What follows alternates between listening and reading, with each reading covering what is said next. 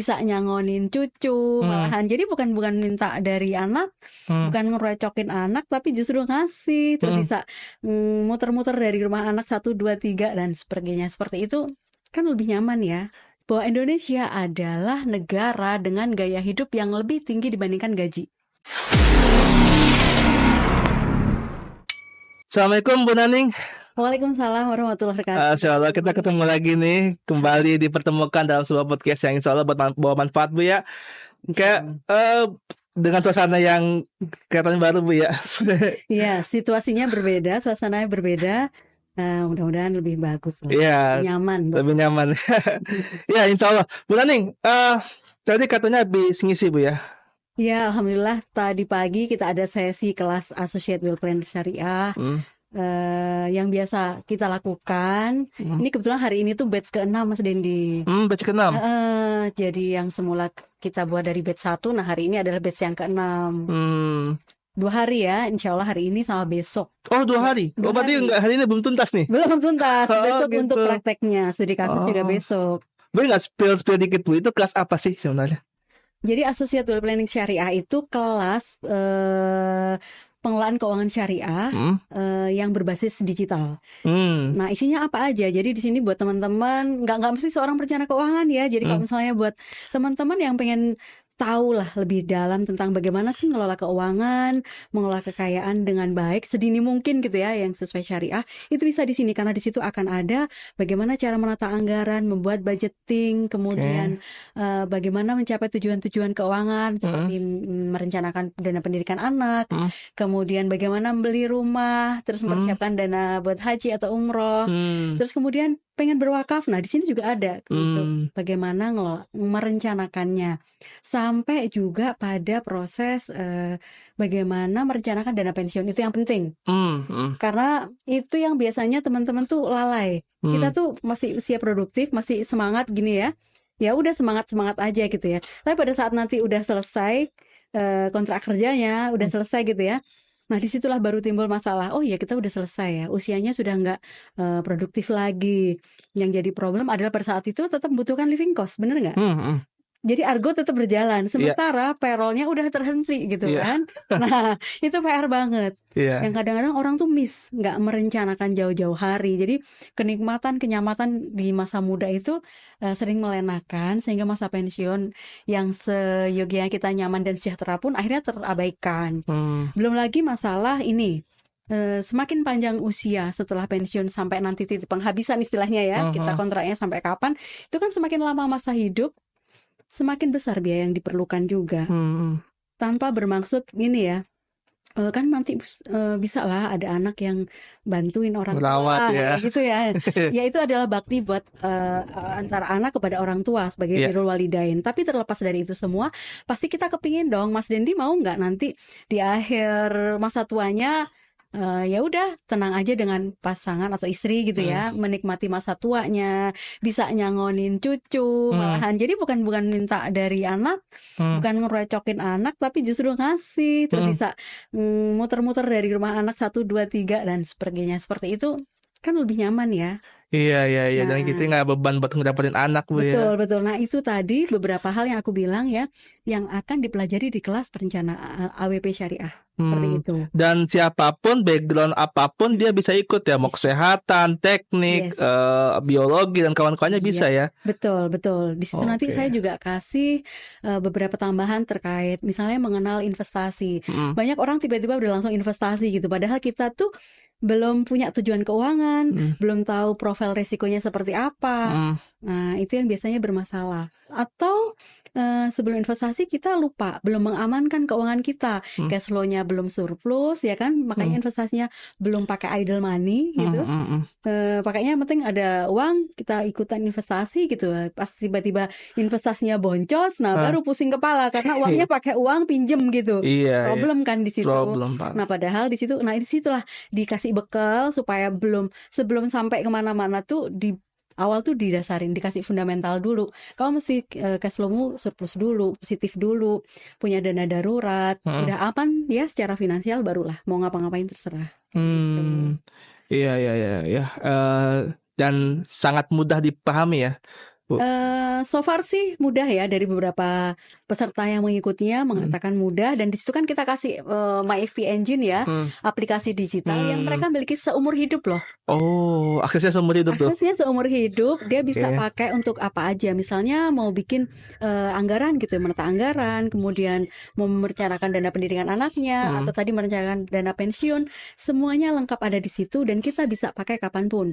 Let's say misalnya saat ini kondisinya dengan income 10 juta misalnya ya.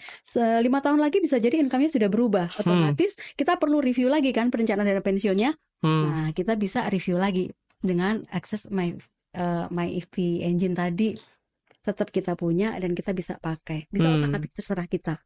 Dan juga untuk melihat bagaimana kesehatan finansial. Jadi kan nggak semua orang tuh feel free ya, merasa nyaman konsultasi dengan seorang perencana keuangan, benar nggak? Iya. Karena itu ranah yang sangat private, benar nggak? Yes, ya. benar banget. Terus tapi nggak tahu gimana ya.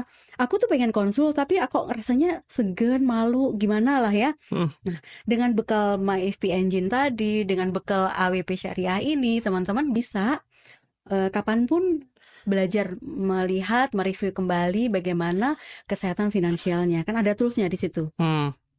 Iya. Jadi kita bisa menjadi seorang perencana keuangan pribadi mandiri. Yang paling penting untuk diri kita sendiri dulu ya, Bu ya. Iyalah, buat kita sendiri. Kalau kita sudah benar lah, baru kita ngajak orang lain.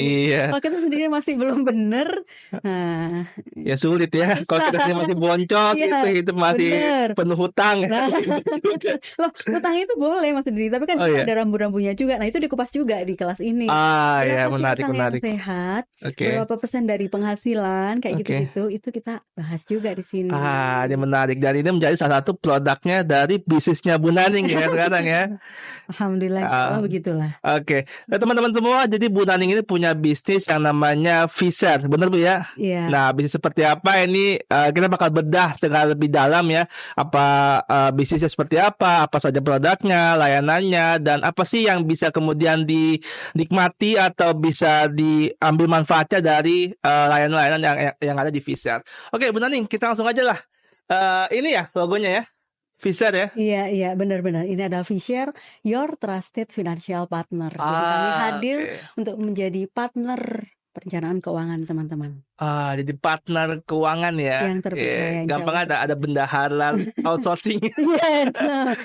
Jadi nggak perlu outsource ke kita nanti ya, teman-teman bisa belajar dari situ. Oke, mungkin bisa dilanjut Mas, kita mau belajar.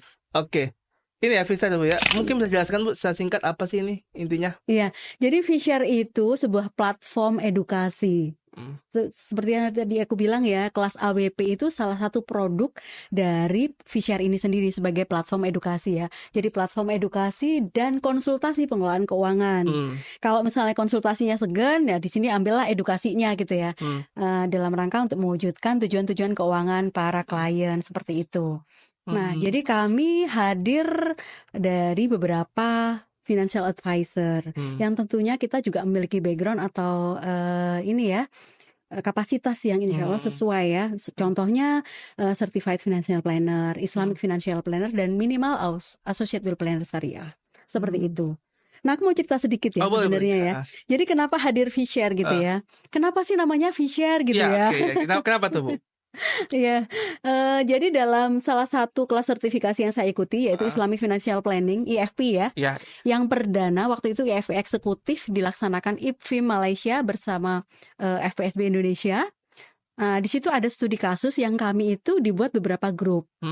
Nah, kebetulan saya adalah ketua dalam grup 7 waktu itu ya, dan kami menggunakan nama Vsyariah Consulting. Vsyariah Consulting ya. V itu maksudnya victory atau kemenangan. Nah, alhamdulillah pada saat itu grup kami adalah grup yang terbaik. Nah, jadi terinspirasi dari itulah. Jadi di situ kami belajar dan mengaplikasikan juga. Kenapa enggak inspirasi yang bagus itu saya abadikan dalam sebuah kegiatan edukasi keuangan syariah seperti ini. Jadi itulah yang memotivasi atau menginspirasi kenapa sih Vshare gitu. Nah, cuman biar nggak sama banget, jadi di sini saya ngambilnya Vshare, V victory, share itu artinya share itu berbagi. Oh, oke. Karena sejujurnya pada dasarnya kita tuh suka berbagi kan. Mas Denny tahu sendiri ya, ditanyain yang diomongin A B C D gitu ya. Karena udah ngalir aja gitu, pengennya tuh ngasih yang terbaik gitu lah ya. Jadi kesukaan kita tuh berbagi ilmu gitu, apapun lah ya. Apalagi terkait dengan ilmu perencanaan keuangan. Dan yang kedua, share juga salah satu syar'i sebenarnya ya, syar'i.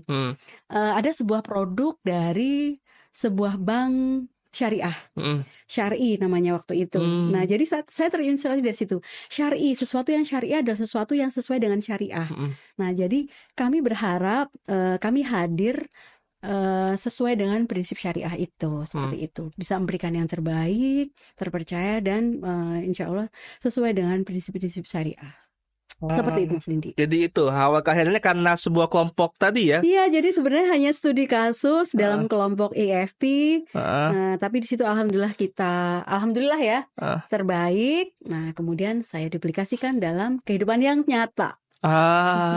Victory, kemenangan. Victory itu kemenangan. Kenapa victory? Karena dalam perencanaan keuangan syariah itu sebenarnya seseorang itu tidak hanya disuruh berhijrah, tetapi bagaimana dia bisa mendapatkan kemenangan di dunia dan akhirat. I see. Falah ya? Yes, falah. Jadi tujuannya adalah falah sebenarnya kalau kita ngomongin perencanaan keuangan syariah.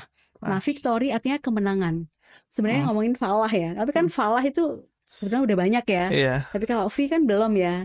Itu dari victory itu sebenarnya di situ. Energinya supaya bisa menjadi inspirasi dan juga motivasi, dan tujuan kami ingin mengajak para klien mendapatkan kemenangan dunia dan akhirat. Masya Allah. Jadi bahagia dunia, bahagia akhirat. Betul. Sehat keuangan dunia dan akhirat. Menarik. Udah jam berapa lama Bu Fiser? Kalau ditanya berapa lama, sebenarnya kita launching di bulan Ramadan kemarin. Tahun ini? Tahun ini. Jadi masih baru ya. Masih baru. Tapi ownernya udah lama berkecimpungnya. Ownernya sudah lama berkecimpung di dunia ini. Karena sebenarnya suka gini ya, tiba-tiba itu dapat undangan di mana gitu. Bu Naning dari mana gitu kan? Ditanya, oh iya saya dari mana ya? Karena kebutuhan akhirnya ya sudah kita buatlah platform ini yang mudah-mudahan nanti bisa memberikan kontribusi terhadap masyarakat untuk kemaslahatan keuangan syariah di Indonesia. Meningkatkan literasi keuangan syariah Indonesia. Literasi dan juga inklusi, bantu literasi dan inklusi. Ya, inklusinya kan dari pihak praktisinya, dari pihak lembaga keuangannya ya. Iya. Menarik. Ada problem apa Bu emang Bu? Kenapa kemudian pakai sampai ada visa segala dihadirkan? Boleh. Next, boleh ini? Boleh, lanjut. Nah, ini ada beberapa. Jadi saya nggak sendirian ya.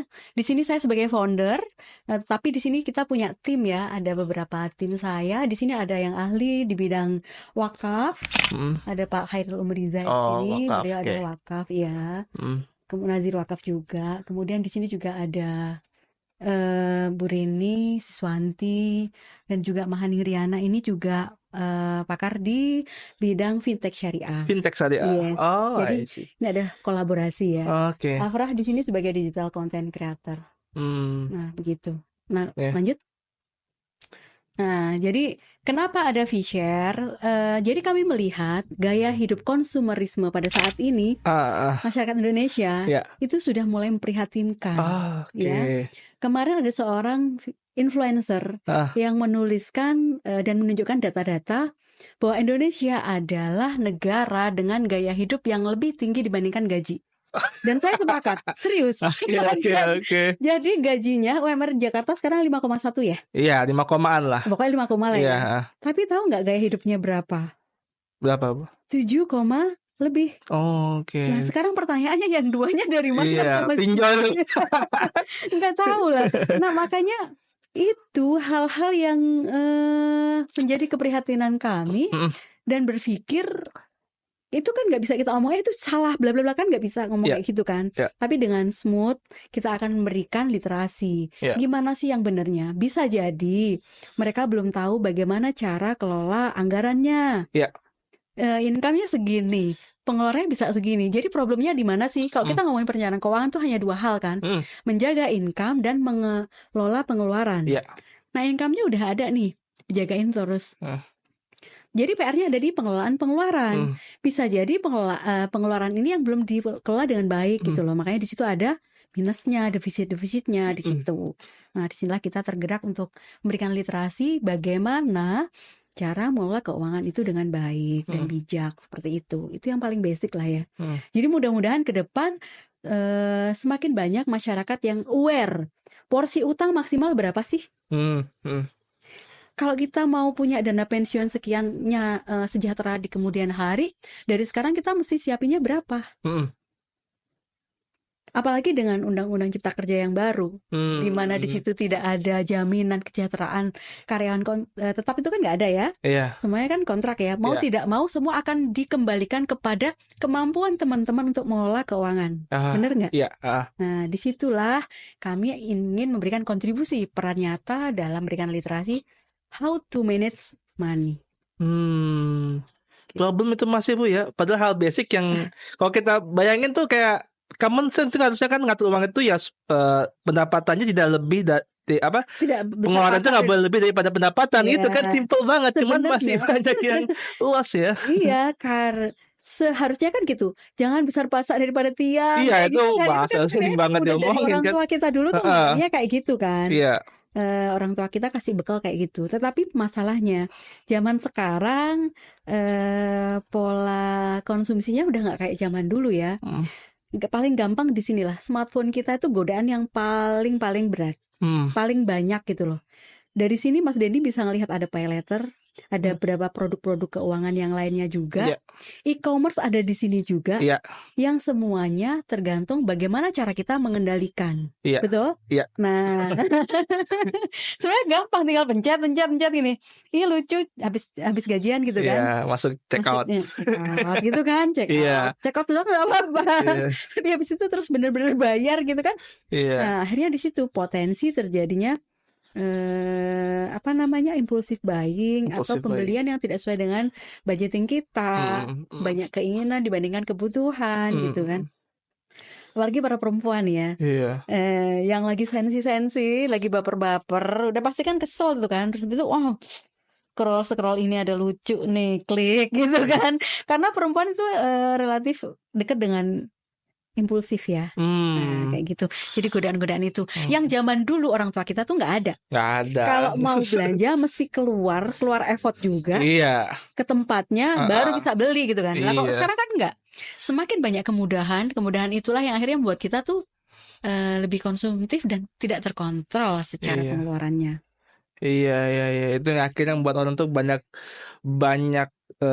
gampang nge-trigger lah. Diskon dikit, diskon ongkir aja. Wah udah. Diskon ongkir udah langsung yang nggak kepengen gitu ya. Jadi kepengen padahal tuh bukan kebutuhan gitu kan ya. Jadi itu tadi nggak bisa bedain needs sama wants. Butuhnya apa, yang diinginin apa. Terus FOMO, takut ketinggalan zaman. Sekarang yang lagi trending apa sih gitu kan? Kalau kita nggak punya, nggak ketinggalan banget gitu kan. Tasnya, bajunya, belum lagi yang lain-lain, macam-macam lah ya, gadgetnya gitu kan. Jadi sesuatu yang sangat privilege, sebagai sesuatu yang gengsi. Nah, gengsi bukan fungsi lagi tetapi gengsinya. Yang dikedepankan hal kayak gitu. Iya, karena ekstensi sosial media juga Bu ya. Betul. Yang menggerakkan orang tuh akhirnya ya udah gue juga pengen kayak dia lah, pengen punya kayak dia juga gitu dan sebagainya. Betul. Tadi Mas Dini ngomong media sosial. Jadi ada sebuah penelitian yang kemarin saya baca ya. Media sosial itu ikut men-trigger potensi impulsif buying. Iya. Itu baca dan langsung oh iya bener banget ya. Iya. Karena konten kreator udah jago dia bikin konten supaya orang tuh tertarik buat beli produk yang emang dia digaji buat begitu. Iya. Jadi makanya kalau kita nggak punya kendali atas uang kita, ya udah masalah. Boncos di situ. Tapi bukan berarti buat frugal juga ya, bukan berarti nahan-nahan buat nggak beli itu. Tetap sesuaikan dengan kebutuhan aja Bu ya. Sesuai kebutuhan. Tadi Mas Denny bilang frugal. Sebenarnya frugal itu sesuatu yang baik. Kita membeli atau membelanjakan segala sesuatu ya sesuai dengan kebutuhan aja. Frugal itu bukan berarti pelit ya. Tetapi itulah yang seharusnya kita lakukan. Butuhnya pakaian tuh berapa sih sebenarnya? Oh, oke. Nggak mesti setiap model kita mesti beli kan, kayak gitu contohnya. Makan ya paling kita makan 1 piring, nggak mungkin kita akan menambah sampai 2 atau 3 piring kan. Jadi sebenarnya itu bisa dikelola, bisa dikendalikan kan untuk konsumsi pangan dan sebagainya. Itu contoh aja. Tapi kan yang ada sekarang orang tuh makan tuh seperti orang apa ya? Lifestyle. Ruang makan yang ini aku belum cobain, padahal ini yang lagi booming gitu kan misalnya. Akhirnya yang lari adalah tadi lebih kepada keinginan dan fear of missing out. Saya jadi ingat satu kata influencer, Bu, ketika bicara soal impulsive buying ini, dia bilang gini, untuk membantah orang-orang yang kemudian, ini kan lumayan lagi diskon nih. Kan dia bilang gini, ini misalkan lagi beli minuman, diskon 50%, gitu kan. Kan saya kalau nggak dibeli ini ada kesempatan buat dapat diskon 50%.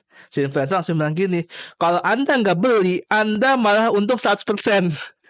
Karena yang uangnya nggak keluar sama sekali. Betul banget loh, tadi aku bilang kan, jadi media sosial itu betul-betul berperanan penting dalam menciptakan impulsive buying. Begitu dikasih flash sale ya, gratis ongkir, orangnya nggak kepengen, jadi tiba-tiba kepengen, terus akhirnya check out kan. Jadi kalau misalnya dia nggak ngelihat itu, dia abaikan yang namanya tadi flash sale kemudian gratis ongkir, pasti kan dia akan mengamankan seluruh potensi pembelian dia kan. 100% bener. 100% aja. Lebih hemat 100%. Lebih hemat. Bukan hemat ongkir doang, tapi bener-bener hemat semuanya gitu. Iya. Ini yang kadang-kala kita nggak kepikiran, atau karena ya ketrigger emosional kan. Kalau menurut studi kan orang beli itu kan kebanyakan 80% lah kita itu karena emosional kan. Betul, betul, emosi. Ini yang bahayanya. Iya, betul banget. Nah di situ. Nah makanya kita memberikan literasi ini atau edukasi ini salah satunya untuk membekali, minimal kalau tahu, oh ternyata kita tuh penting loh punya budgeting di awal. Budgeting tuh apa sih fungsinya? Supaya kita tuh bisa sisihkan dulu di awal, di pos-posin, pos buat sharing berapa, buat securing berapa, buat saving berapa. Setelah itu baru spending gitu. Bukan kebalik, kita spending dulu semuanya, baru ada sisanya berapa yang bisa kita tabung atau kita investasikan gitu. Nah kebalik. Sisihkan bukan sisakan ya Bu ya. Sisihkan bukan sisakan gitu. Karena kalau nungguin sisa nggak bakal sisa. Nggak sisa-sisa. Iya, sisa-sisanya yang ada malah sisa-sisa kekhilafan. Khilafan. Iya. Sisa khilaf. Iya. Terus tadi ada apa aja Bu akhirnya Bu yang kemudian dihadirkan officer untuk kemudian menangani masalah itu? Oke, next Mas. Boleh. Nah, jadi di sini kita ada beberapa jasa ya, ada pelatihan dan juga jasa konsultasi. Di pelatihan edukasi itu kita punya retirement planning, insurance risk, management, inheritance legacy planning, cash flow management. Itu untuk ini ya. Betul-betul aplikasi dari bagaimana mengelola keuangan. Nah, terus kemudian ada juga konsultasi untuk financial check up, kemudian bagaimana menata anggaran gitu ya. Saat ini masih boncos, belum ada surplusnya, gimana nih? Kita bisa bantu untuk menata anggaran itu. Juga untuk rencana legacy planning. Legacy planning itu kan kebanyakan orang itu jarang sekali merencanakan legasinya atau proses warisnya gitu kan. Yang orang biasanya pikirkan adalah investasi, biaya pendidikan, bla bla bla gitu kan. Tapi yang di ending ini nggak ada yang merencanakan. Saya pernah melakukan beberapa kali pelatihan ya untuk semua para calon pensiunan gitu ya, di kelas pensiun ya MPP gitu. Sempat bertanya, pernahkah di antara Bapak dan Ibu melakukan perencanaan legacy ini, perencanaan waris misalnya salah satunya? Nggak ada. Saya tanya kenapa? Tabu dong Bu, ngomongin waris kan itu belum kejadian, orang kita masih hidup ini gitu kan. Itu. Akan tetapi yang menggelitik adalah ketika mereka belum belum waktunya, tabu buat ngomonginnya. Tapi pada saat itu kejadian, baru timbul yang namanya oh iya ya, punyanya berapa, mau pakai hukum waris apa. Terus kemudian ada potensi sengketa dan konflik waris banyak sekali berasal dari situ, karena tidak ada perencanaan tadi. Antara pasangan tidak ada komunikasi akan menggunakan hukum waris apa misalnya, atau antara pasangan tidak mengetahui juga asetnya yang mana saja. Jadi pada saat pada saat sudah tutup usia barulah timbul permasalahan. Belum lagi kalau hartanya itu masih harta yang belum beres secara sertifikatnya misalnya. Akhirnya bisa menjadi potensi konflik waris juga kan. Nah, seperti itu. Terus kita juga ada training ya buat employee tadi, group training, public seminar, profesional sertifikasi, salah satunya juga untuk tadi sertifikasi associate with planning syariah. Nah, ini misi kami, jadi menjadikan Fishare itu sebagai partner perencanaan keuangan sesuai syariah. Ya. Kemudian ada beberapa misinya, menjadi edukator keuangan syariah berdasarkan prinsip-prinsip syariah, menjadi partner penyelenggaraan pelatihan edukasi keuangan syariah, menjadi advisor klien dalam perencanaan keuangan dan inklusi keuangan. Di mana di sini kami mengedepankan nilai atau prinsip sidik, fatonah, amanah, dan tablik. Oke, sifat Nabi ya. Iya, sifat Nabi yang kita insya Allah menjadi value yang kita miliki untuk memberikan edukasi dan juga konsultasi kepada klien. Sehingga di sini apapun data yang diberikan oleh klien itu adalah privacy yang kami akan jaga secara kode etik di situ ya.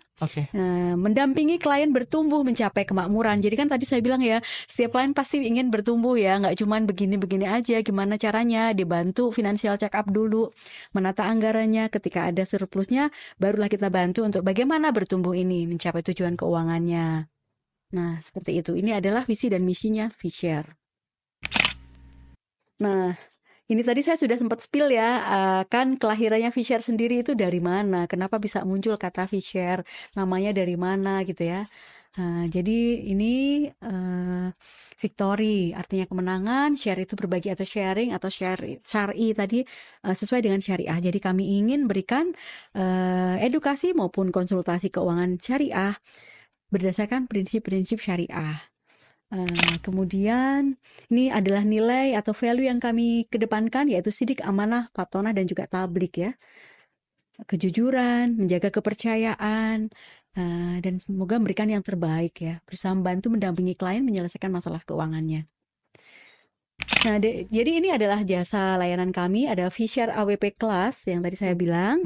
Kemudian ada Fishare Consulting. Ini sifatnya individu one on one biasanya ya. Bisa one on one, bisa juga grup ya. Kemudian ada group ya. Kemudian ada Fishare Short Class dan juga Fishare Workshop. Nah, seperti itu. Nah, kalau AWP Syariah semuanya tadi saya sudah sampaikan. Ada ini ya. Buat apa aja sih? Menata anggaran, membuat perencanaan keuangan yang berbasis digital. Terus ada juga workshop, kemudian juga consulting. Kalau consulting gini, consulting biasanya person atau keluarga. Person atau keluarga. Iya. Jadi misalnya Mas Dendi sebagai pasangan muda nih yang baru menikah gitu. Mungkin kan sebelumnya masing-masing gitu ya. Tapi kan saat ini sudah berdua gitu ya. Gimana ngelola keuangannya? Nah, itu bisa kita discuss di situ. Bantu. Ya. Oh, jadi itu layanan-layanannya ya, Bu ya. Layanan-layanannya. Termasuk juga untuk workshop. Misalnya ada sebuah lembaga atau institusi atau perusahaan yang mereka pengen khusus ngasih pelatihan tentang perencanaan dana pensiun buat karyawannya misalnya. Itu sendiri khusus bisa. Atau bagaimana membekali para karyawan tentang bagaimana menata anggaran atau mengelola cash flow keuangan rumah tangga. Nah, supaya tidak terjebak dengan pinjol misalnya. Itu salah satu part aja misalnya, sesuai dengan topik masing-masing yang dibutuhkan oleh si peminta workshop itu sendiri. Seperti itu. Ya. Nah, ini yang consulting tadi ya. Iya, consulting tadi 1,5 jam workshopnya. Nah, jadi di sini ya saya sebagai foundernya ya. Pernah nulis juga Bu ya? Bukan saya tulis. Iya, perencana keuangan syariah untuk semua. Kebetulan ini karya bersama-sama beberapa alumni dari Sakinah Finance kita menuliskan. Mohon doanya supaya saya bisa segera menelurkan sebuah buku sendiri. Buku sendiri ya. Iya. Ada yang sedang ditulis. Oh, mantap. Ditunggu launchingnya deh Bu ya. Masya Allah. Gelarnya banyak juga itu. Nah, tadi terkait dengan gelar. Jadi itu memang proses pencarian kalian ya, karena penasaran. Kita tuh sekolah nggak pernah diajarin bagaimana cara kelola uang, bener nggak? Iya. Tapi ketika kita sudah dewasa, bekerja, kita punya tanggung jawab untuk bagaimana mempertanggungjawabkan harta itu dari yang diterima dan juga bagaimana belanjakannya, bener nggak? Iya. Dan itu bertanggung jawabnya tuh masing-masing dimintain pertanggungjawabannya. Nggak ada sekolahnya, nanti ketika di akhir kita dimintain pertanggungjawabannya. Berat nggak sih? Iya. Nah, inilah yang memotivasi. Jadi saya tuh dari kebutuhan diri sendiri, Mas Dendi. Jadi sebenarnya tuh sebagai ibu rumah tangga nggak punya bekal, semuanya tuh learning by doing aja gitu kan. Ternyata kok nggak nyimpen, nggak nyangkut. Ini masalahnya di mana gitu. Dikasih segini kurang, tambah lagi kurang lagi. Jadi problemnya di mana? Nah, ketika belajar, ngambil beberapa sertifikasi dan terjun dalam dunia keuangan, baru tahu oh ternyata ada yang miss pada saat itu gitu ya. Nah, disinilah beberapa kelas sertifikasi yang saya ikuti teramu dan akhirnya mudah-mudahan nanti bisa membantu para klien untuk mencapai tujuan-tujuan keuangannya sehingga nggak boncos-boncos lagi. Jadi motivasi saya supaya ilmu itu bisa bermanfaat dan maslahat buat masyarakat seperti itu, tidak hanya untuk diri sendiri. Oke, keren. Oh, ininya ya, acara-acaranya Ibu ya? Ya, ini salah satu kelasnya. Tadi aku bilang AWP Syariah yang hari ini adalah batch ke-6, hari ini dan besok ya. Gitu. Oh, ini portofolionya udah banyak Bu ya isinya. Ya, alhamdulillah diperjalankan oleh Allah, diberikan amanah untuk mengisi beberapa kelas yang ini semua Mas Dendi. Boleh. Jadi nggak semuanya itu saya create. Justru dipertemukan. Tiba-tiba diminta untuk mengisi financial planning for moms. Ini sama FPAI ya waktu itu ya. Kelas pertama yang saya buat itu. Alhamdulillah itu berhasil. Kok saya senang ya, nyaman ya. Setelah itu di Yuk Bijak Kelola Uang ini diminta oleh Dharma Wanita Kota Madia Bekasi. Oh, oke. Dharma Madia. 4 Februari 2020 saya masih ingat banget karena setelah itu ada 2 event lagi yang akhirnya nggak bisa dilaksanakan karena COVID. Iya kan kita nggak boleh ya. Nah, akhirnya kita lakukan melalui online. Nah, di sini makanya banyakan yang selanjutnya adalah online semua. Yang offline-nya hanya yang itu, yang lainnya nih online. Kebanyakan online. Iya. Mulai dari itu yang S3, kemudian membangun kesehatan finansial keluarga sejak dini, adaptasi kelola keuangan di era new normal, masih inget ya? Awal pandemi itu. Terus educate fund during pandemic dan serba-serbi hukum waris di Indonesia. Nah, ini ada beberapa kelas yang sempat saya berkontribusi lah ya, seperti itu. Oke. Nah, ini untuk kelas-kelas offline yang pernah saya bawakan. Kalau yang paling atas itu di Kota Madia Bekasi, Dharma Wanita. Bekasi. Ya. Kemudian yang itu juga di Kota Madia Bekasi, yang lainnya tuh ada di UPI, ada juga di BUMN.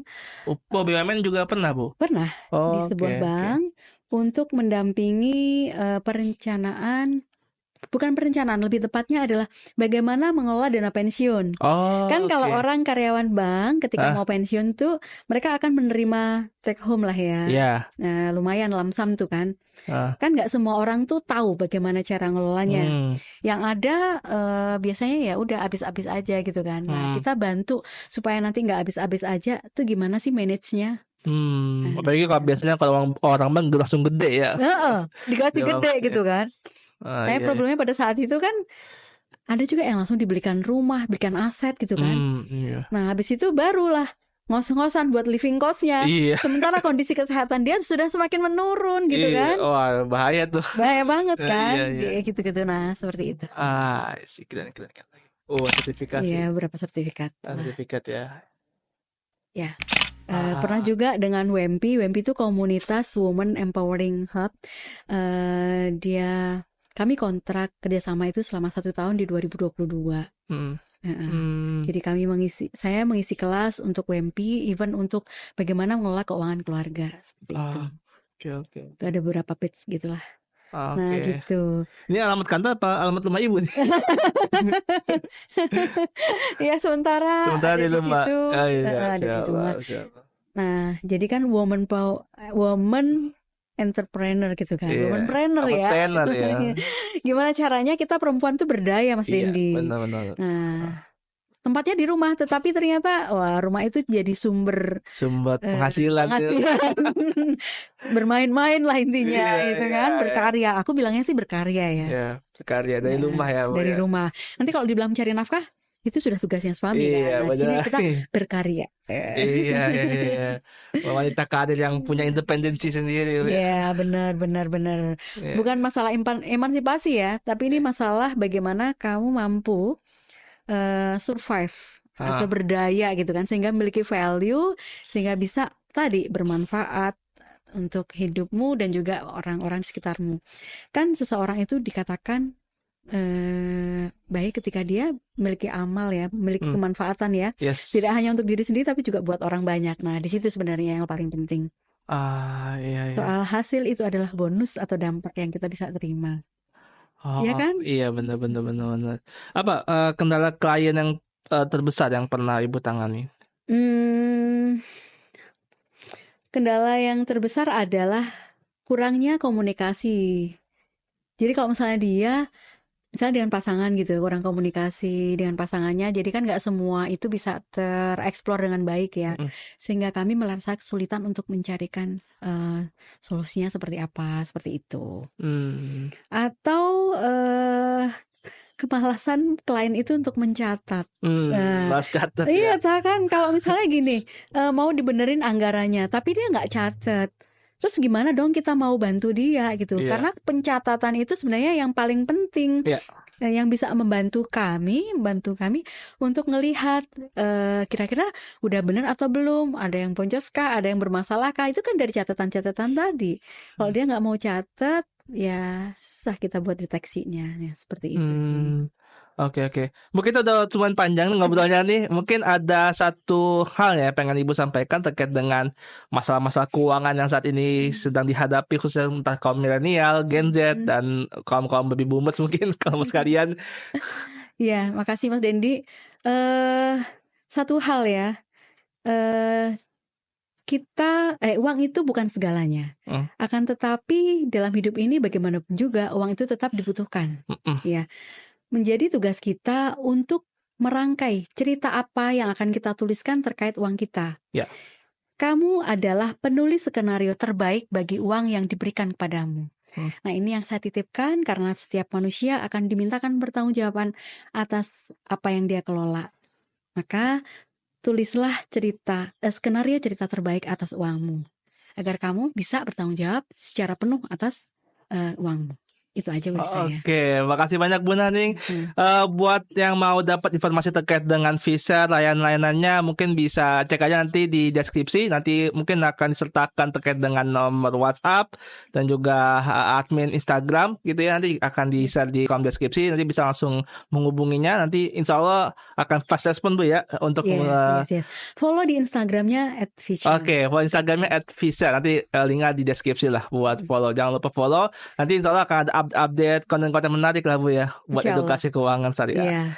Oke, teman-teman makasih banyak. Semoga podcast kali ini bisa membawa manfaat buat teman-teman semua. Ya, kalau ada yang mau materi-materi berikutnya tentang apa spesifik, silakan aja komen aja di bawah. Nanti kalau memang materi tersebut bisa kami bawakan kembali untuk kemudian menjawab pertanyaan teman-teman, insya Allah akan dibawakan. Nanti kalau spesifik ke Bu Naning, ya itu insya Allah nanti Bu Naning juga akan mencoba untuk menjawab pertanyaan teman-teman semua. Makasih banyak. Sampai jumpa di podcast berikutnya. Wassalamualaikum warahmatullahi wabarakatuh. Dadah. Terima kasih Bu Naning. Sama-sama.